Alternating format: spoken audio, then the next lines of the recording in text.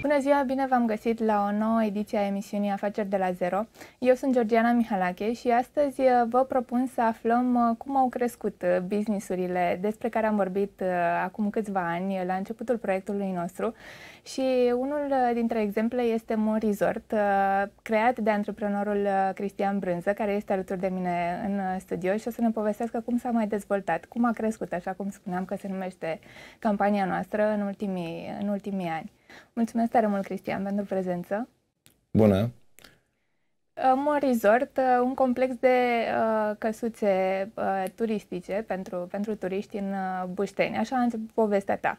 Cum s-a dezvoltat? Da, a plecat fix într-un moment ciudat, ca să zic așa, în plină pandemie. Ideea era bună, dar nu era probată deloc în România. Și iată că atunci când am vorbit prima oară, abia eram la început cu 4-5 căsuțe, terminasem 2, începusem încă 3. Eram într-o, așa să zic, dezvoltare inițială, timidă, pentru că nu știam ce urmează. Și cred că produsul era fix ceea ce aștepta piața, pentru că am dezvoltat în aproape un an jumate, 2 ani, încă un resort. În resortul despre care vorbeam au ajuns să fie 17 căsuțe în loc de 5. Avem deja planuri de extindere până la 30 în același resort.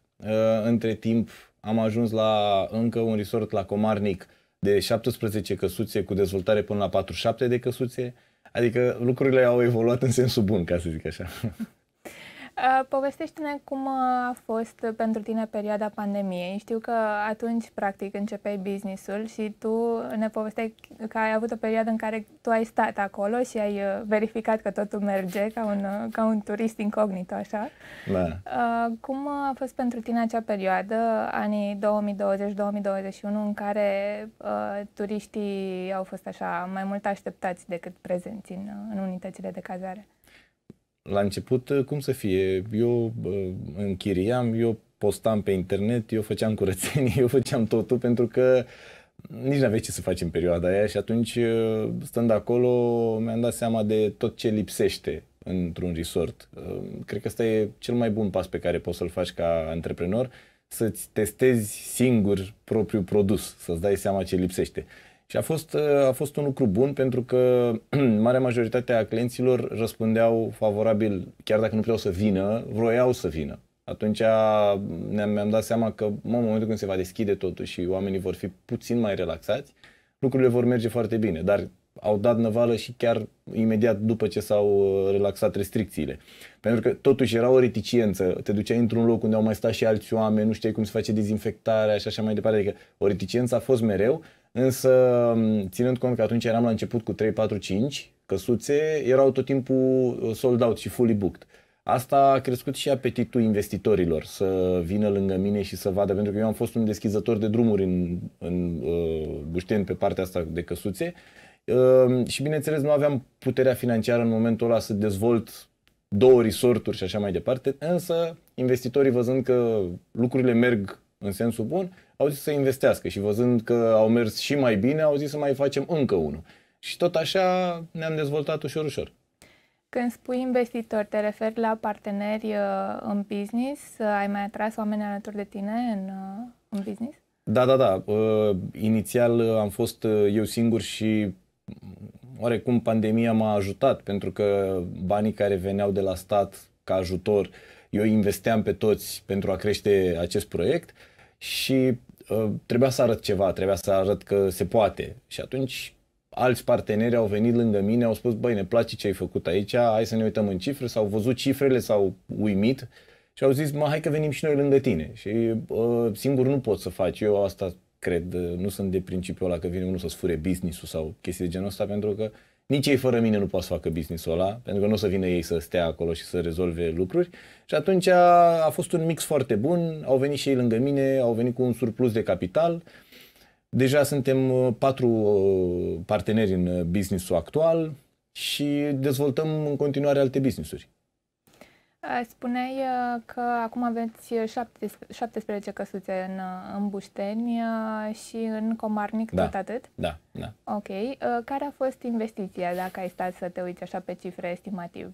Păi, în momentul de față la Bușteni, cred că investiția depășește, să zic așa, vreo 2 milioane de euro în Bușteni.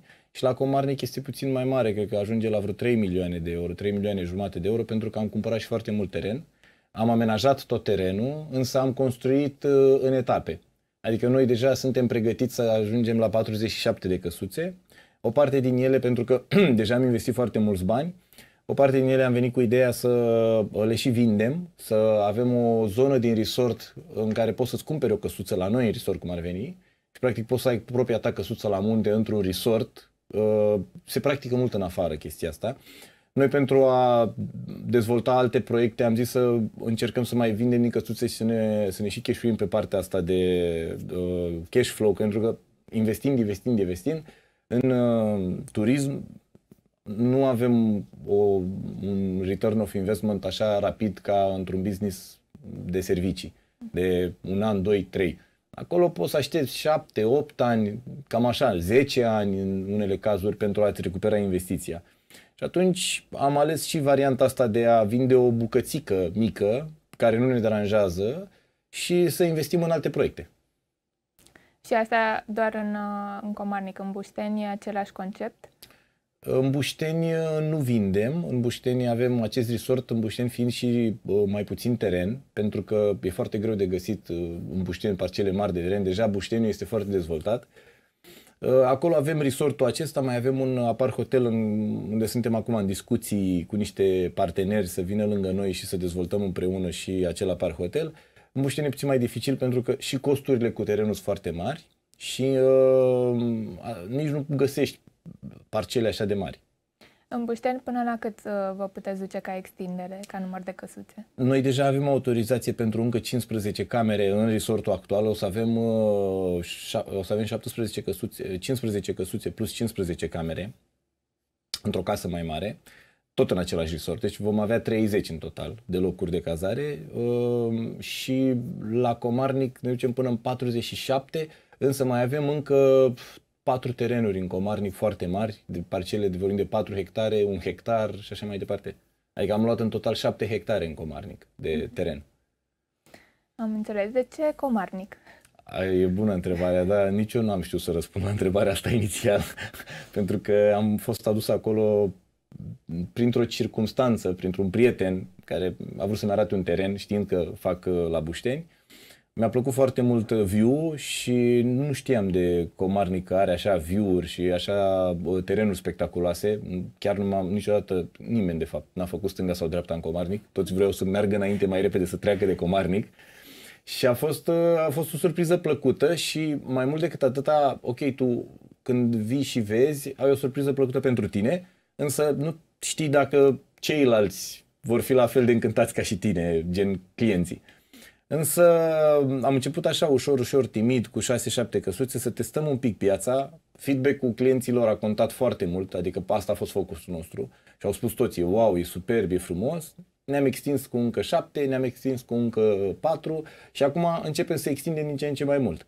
Inițial, când am fost acolo, ne-am dat seama că are potențial. Este o locație foarte subevaluată din punctul meu de vedere. Și are niște terenuri mult mai spectaculoase chiar și decât Sinaia.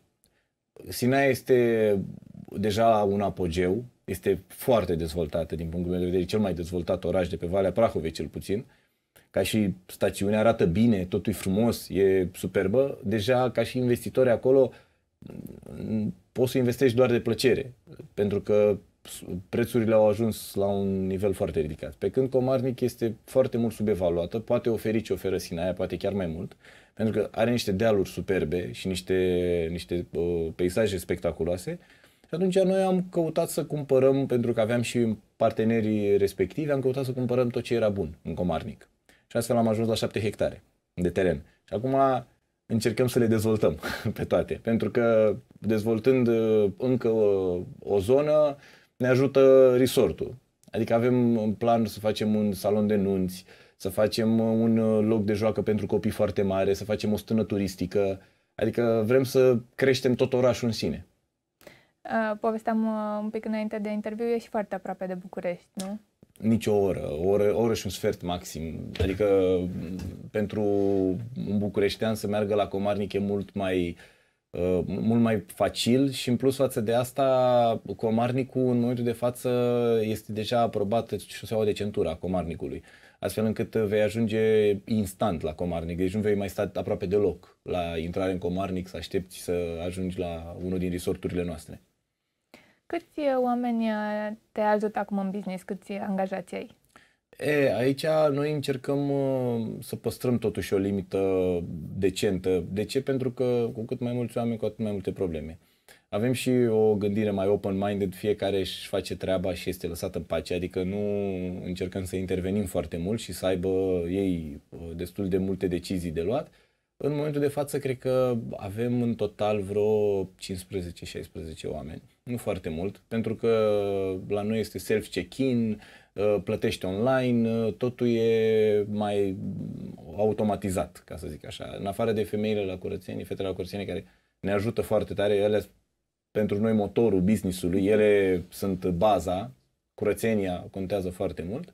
În spate avem o echipă la birou care se ocupă de marketing, de partea asta de dezvoltare financiar și așa mai departe. Și în total cred că suntem cam până în 20 de oameni. Deci o echipă mică, dar închegată acolo. Care... Exact. Nu cred că trebuie să ai 100 de oameni. Cred că mai important este să faci lucrurile să fie automatizate și clientul să nu simtă că este neglijat. Asta e cel mai important, adică să nu simtă că vine acolo și totul stingher așa și să se simtă singur, dar nici să stai, te duci în afară la un resort, de exemplu, ai 1.000.000 de oameni pe lângă tine, care fiecare nu știe cum să te mai ajute și să-ți facă câte ceva. Nici în asta, cred că trebuie un echilibru. Cum vezi tu în prezent piața? Care sunt trendurile? Cum s-a dezvoltat și zona asta de turism în general? Domeniul în care activați?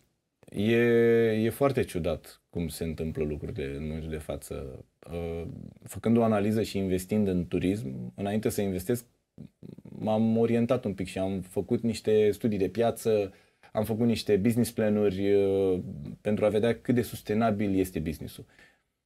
Cred că businessul în turism, pe zona de glamping, pe zona de turism de experiență, va bubui și bubuie în momentul de față. Ca dovadă, noi avem în august deja 60% grade de ocupare, deja, și toate sunt plătite. Lumea se duce către corturi, căsuțe în tot felul de feluri și așa mai departe. Însă investitorul de astfel de căsuțe și de astfel de resorturi este unul mic. Asta este ciudățenia. Adică, în general, au început să deschidă 2-3 căsuțe, 2-3 căsuțe, 4 corturi, ceea ce nu e sustenabil. Adică tu pentru un business în turism trebuie să ai minim 15 locuri de cazare pentru a face business, pentru a fi sustenabil și pentru a și face un profit. Noi la 7-8 căsuțe eram doar bani pe bani în business plan. Adică mulți dintre cei care fac acum 3-4 căsuțe, standardele lor sunt foarte înalte, adică oriunde te duci la o locație din asta mai ingenioasă de cazare, găsești curățenie, amabilitate, totul la superlativ. Însă se ocupă ei, proprietarii. Dar asta nu e business, nu e sustenabil. Și marea majoritate, vorbesc cu ei, plâng, pentru că se ocupă ei și deja sunt la capătul răbdărilor, dar altfel nu sunt sustenabili, nu pot să angajeze oameni. Pe când cei mari care fac turism, hotelierii mari și marile resorturi, nu au standardele atât de ridicate adică nu au căldura aia care te primesc cei mai mici și nici nu investesc în zona asta la altă, pentru că asta ziceam, un hotel, tu când te ridici pe verticală. Uh, și n-ai nevoie de mult teren, ai nevoie de o parcelă și cu asta ai pus un hotel în centrul unui oraș și merge mai așa. Noi facem foarte multe investiții în marketing, aducem influenceri, facem o grămadă de eforturi pentru a aduce aici oamenii, pentru că noi avem nevoie de grad de ocupare foarte mare și prețul puțin mai ridicat, pentru că am trebuit să cumpărăm o grămadă de teren și nu terenul ar fi o problemă, dar trebuie să tragi utilități pe tot terenul ăla, trebuie să-l amenajezi, trebuie să... Și numai landscaping-ul unui teren te costă mult mai mult. Așa dacă faci cameră lângă cameră, costurile sunt mult mai mici. Și de asta e o ciudățenie. Oamenii vor astfel de business-uri, însă cei care le construiesc nu sunt sustenabile pentru că fac de plăcere. Vin și zic, hai că fac și eu 3 căsuțe și 4 căsuțe și vedem cum merge și așa mai departe. Dar ai nevoie în spate de niște investitori foarte puternici care să te ajute să dezvolți. Altfel e foarte greu. Și cred că revoluția va veni când cei mari vor renunța la hoteluri și vor face astfel de... Deja au început în Europa să facă locații inedite, adică și pe terenuri de golf și pe tot felul de chestii de genul ăsta. Deci e puțin ciudat, dar cred că ăsta e viitorul, către locații de experiență. Te gândești sau este pe listă ca poate în viitor, când o să ajungeți voi la o dezvoltare care să vă mulțumească, să achiziționezi astfel de căsuțe pe modelul altor industrii, când achiziționează jucători mai mici, ale altor antreprenori? Da, de ce nu? Adică avem deja cereri, pentru că oamenii au văzut că noi dezvoltăm destul de mult. Avem cereri care ne spun, dom'le, nu mai pot să fac față, uite, am 3 căsuțe, vino, hai, pot să-ți vând sau să fiu partener cu tine și să dezvoltăm împreună și așa mai departe. Bineînțeles, asta e și puțin limitată, pentru că trebuie să ai în vedere foarte multe lucruri pe care ei nu le-au avut în vedere când au făcut. Și marea majoritate se împiedică în faptul că, ok, pentru 3 căsuțe ai nevoie de anumit cablu electric. Pentru 20 sau 15 vorbim de altceva. Atunci ai nevoie de mai mulți kilovați și ei nu s-au gândit la asta. Și să tragi kilovați, nu știu unde, te costă 200.000 de euro. Adică sunt multe lucruri de care depinzi. Când faci 3 căsuțe, ai pus o fosă mică, ai pus un fir de apă și aia e. Dacă să încălzești un resort întreg, să faci o grămadă de chestii de genul ăsta, e complet altceva. Și oamenii nu iau în vedere lucrurile astea. Adică cumperi un teren de 1 hectar, dar nu ai curent, nu ai aia, nu ai aia. Și ca să le tragi, te costă mai mult decât să faci 15 căsuțe. Și atunci, și nici nu poți să faci de multe ori. Adică nici n-ai cum să treci prin curțile oamenilor. Adică sunt multe probleme la mijloc. De asta zic. E foarte dificil. Business-ul e... Ce facem noi undeva așa, la o limită fină și am găsit niște, din noroc, nu știu, ne-a ajutat Dumnezeu, am găsit niște terenuri care chiar se pretează pe ce facem noi. Dar e destul de dificil. Spuneai tu de faptul că o să crească foarte mult acest turism glamping, de experiență. Vedeam, scriau colegele mele că au crescut prețurile la biletele de avion cu 40%, dacă nu mai bine, de la niște baze care nu erau nici înainte mici. Și lucrul ăsta îi aduce pe oameni din ce în ce mai mult către turismul local în România. Cum vezi tu, cum simți tu ca antreprenor în turism creșterile acestea de prețuri la avioane, la biletele la avioane? Ideea este că noi ca și țară suntem, cred, foarte jos ca și experiența turiștilor din afară care vin în România. Și de asta eu am fost foarte încântat să investesc în România, pentru că, unul la mână, noi avem 90-94% turiști din România. Asta înseamnă că mulți vin spre locațiile noastre. Asta e unul la mână. Doi la mână, turiștii din România în momentul de față, da, vara vor să experimenteze, nu știu, o altă țară sau mai știu eu ce. Însă deja inflația și toate investițiile sunt puțin blocate, oamenii deja simt un pic recesiunea. Biletele cresc, mâncarea crește, oriunde te duci în alte țări, nu mai faci o vacanță pe care o făceai anul trecut cu 1000 de euro, acum deja e 1800-2000 de euro, e dublu. Și atunci oamenii se reorientează un pic către locații din România, dar sunt sătui de pensiuni, de hoteluri, și vor o locație din România să se simtă ca în afară. Și atunci dacă le oferi piscină, locuri de joacă, exact ca într-un resort din afară, chiar și all inclusiv, atunci ai câștigi.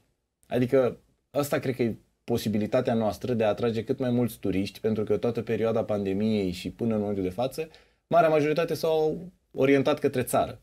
Și asta e unul. Doi la mână, cred că România are un potențial imens turistic de a atrage turiști din afară. Noi suntem momentan foarte jos. Adică de aici nu prea poți să mai scazi. Și atunci ai doar posibilitatea de a te ridica. Și acum, cu veștile, cu Schengen, cu tot ce se întâmplă, cred că anii viitori România va atrage cam de 3-4 ori mai mulți turiști străini cu tot ce se întâmplă în momentul de față în lume.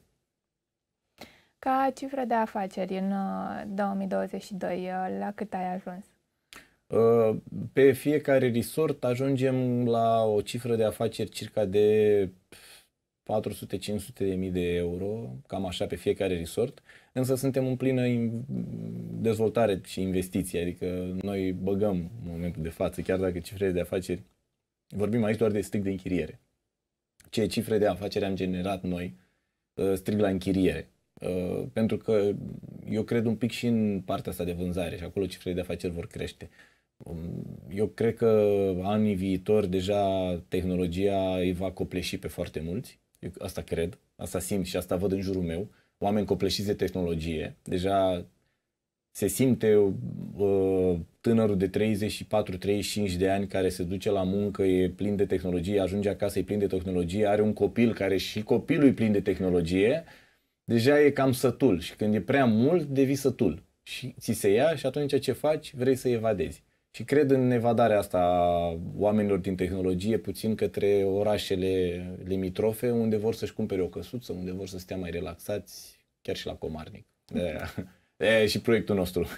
Cât ar costa o căsuță dacă v-ați gândit la Comarnic? La Comarnic avem două tipuri de căsuțe, una este la 99.000 și una este la 120.000, în care primești la cheie totul.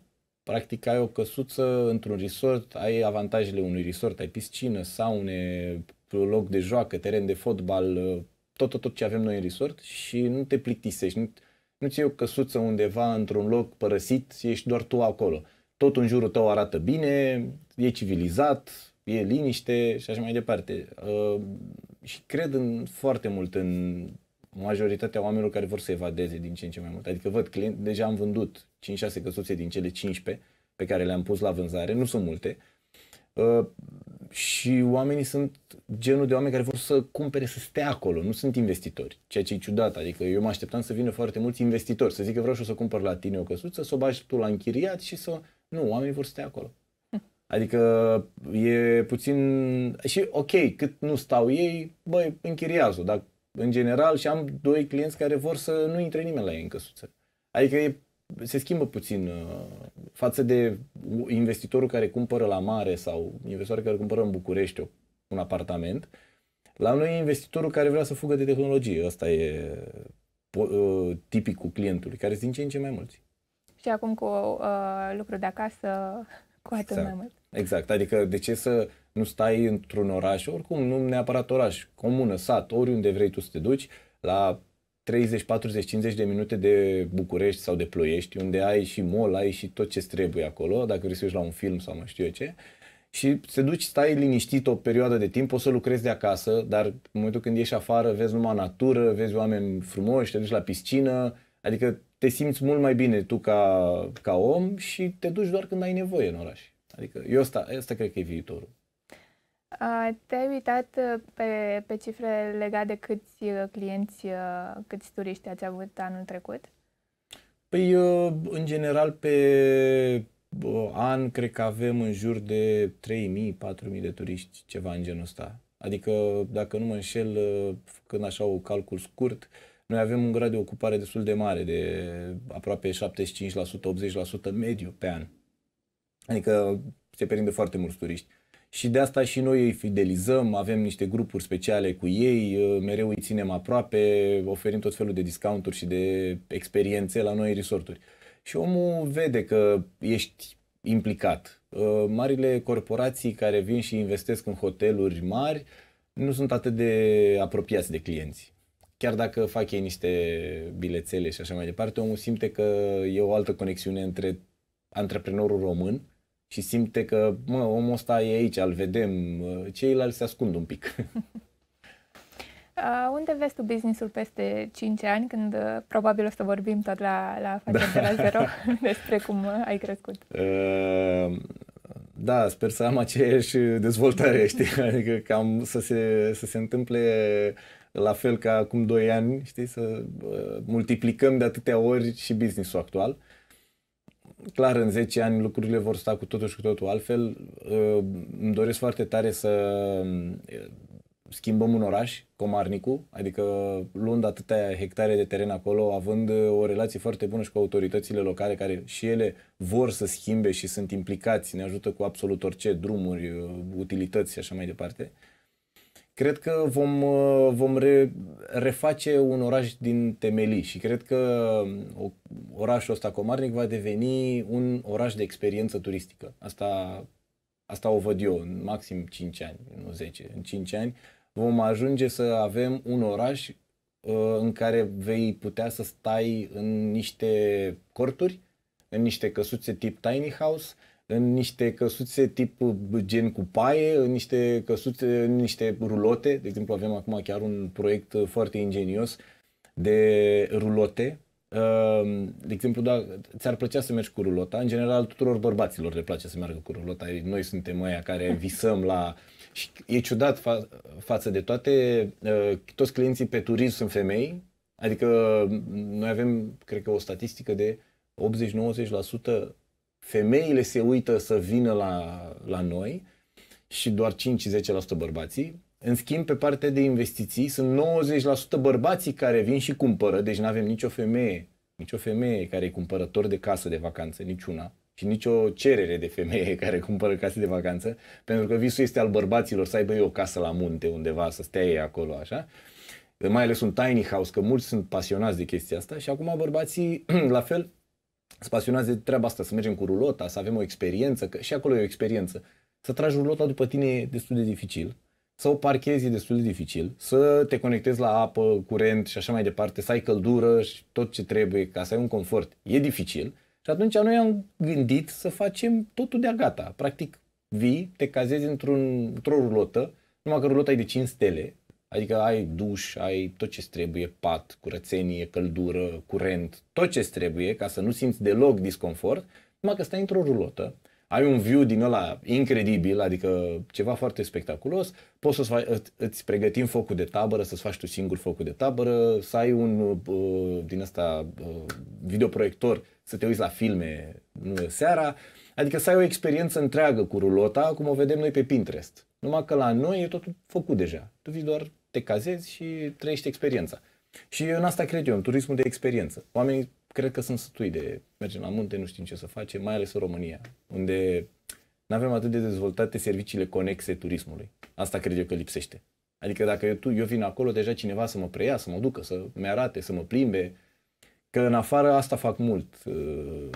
Asta face mult diferența în afară. Te duci în Barcelona sau în orice oraș și ai încă 50 de activități conexe cazării. Și atunci ai ce face și te duci de 5 ori, de 10 ori. Degustări de vinuri, de brânză, de mai știu eu ce. Pe când în România încă nu au avut curaj și încă nu s-au dezvoltat. Dar sunteți voi acolo. Spuneai de Comarnic, că vrei să crești inclusiv orașul, e proiectul vostru. Da. Mai urmează și altă stațiune ca destinație pentru un resort? Au venit multe cereri pentru a ne dezvolta în alte stațiuni. Contează la fel foarte mult din ce văd eu, contează să fie acolo, mai ales în perioada de dezvoltare, contează mult să fie acolo și din păcate nu ai 1.000.000 de oameni care să poți să-i trimiți să supravegheze niște proiecte. Comarnicul, așa cum am vorbit, face o oră și dus o oră întors. De bine de rău, eu în 2 ore sunt acasă și pot să stau și cu familia. Adică mai am și viață personală. Și atunci contează foarte mult să fii tu ca antreprenor acolo. Și dacă îți asumi să te muți în alt oraș, nicio problemă. Însă, pentru moment, de-aia ne-am focusat pe Comarnic, de-aia ne-am focusat pe Bușteni și pe zona Valea Prahovei, pentru că este aproape de București. Iar ca și potențial, nu prea cred, pentru că statisticile noastre arată că cam 90% din clienții noștri sunt bucureșteni. Și acum să nu uităm că Bucureștiul are peste 2 milioane, 3 milioane aproape cu turiști și tot ce vine aici de oameni, potențial clienți. E greu să găsești un hub atât de mare și să atragi oamenii ăștia să-i duci la 3-4 ore de București.